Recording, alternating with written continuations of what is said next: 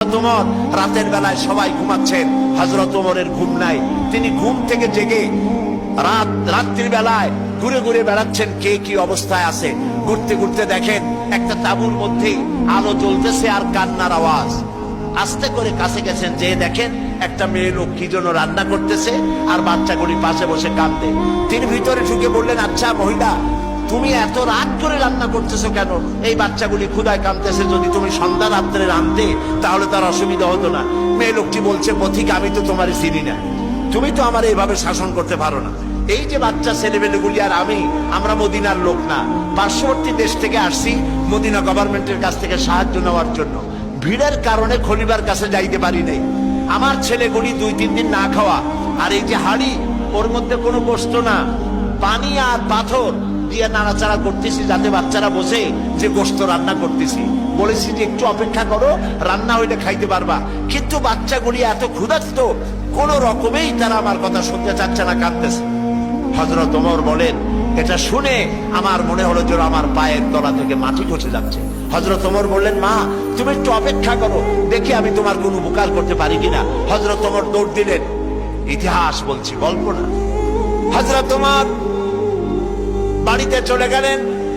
বৃদ্ধ হযরত আসলামকে ডাকলেন, বললেন, আসলাম, বস্তা নিয়ে আসো, বাইতুল মালের দরজা খোলো, বস্তার ভিতরে আটা ঢুকাও, পেঁয়াজ ঢুকাও, তরি তরকারি ঢুকাও। ঢুকাবার পরে বললেন, বস্তা বন্দি করে দাও। বস্তা বান্ধা হলো। হযরত ওমর বলেন, আসলাম রে, এবার এই বস্তাটা আমার মাথার উপরে উঠায়া দাও।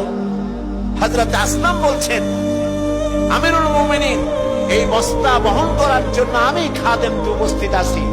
হযরত ওমর বললেন, না, আজকের বোঝা আমার মাথায় উঠাও, কারণ কিয়ামতে তোমাকে আসামি বানানো হবে না। যে দৃশ্য আমি দেখে এসেছি কিয়ামতের দিন, এর জন্য আল্লাহ আমাকে আসামি বানাবেন। আমার বোঝা আমার মাথায় উঠাও। আটার বস্তা মাথায় নিয়ে হযরত ওমর দৌড়তে লাগলেন। অর্ধেকটা পৃথিবীর প্রেসিডেন্ট হযরত ওমর আটার বস্তা মাথায় নিয়ে দৌড়াচ্ছেন। তাঁবুর কাছে গিয়ে বস্তা ফালালেন। বস্তা খুলে আটা বের করে বললেন, মা রুটি বানাও। নিজে তরকারি কুটলেন, রান্না হয়ে গেল। তিনি বললেন, বাচ্চাদের আমি খাওয়াই, তুমি তোমার মতো খাও। 2 বাচ্চা 2 উরুতে নিয়ে হযরত ওমর বাচ্চাদেরকে রুটি খাওয়াচ্ছেন। মহিলাটি লক্ষ্য করে দেখলেন যে হযরত ওমর রাদিয়াল্লাহু তাআলা আনহু বাচ্চাদের খাওয়াচ্ছেন আর তার চোখ দিয়ে পানি পড়তেছে, দাড়ি ভিজে ভিজে পড়ছে।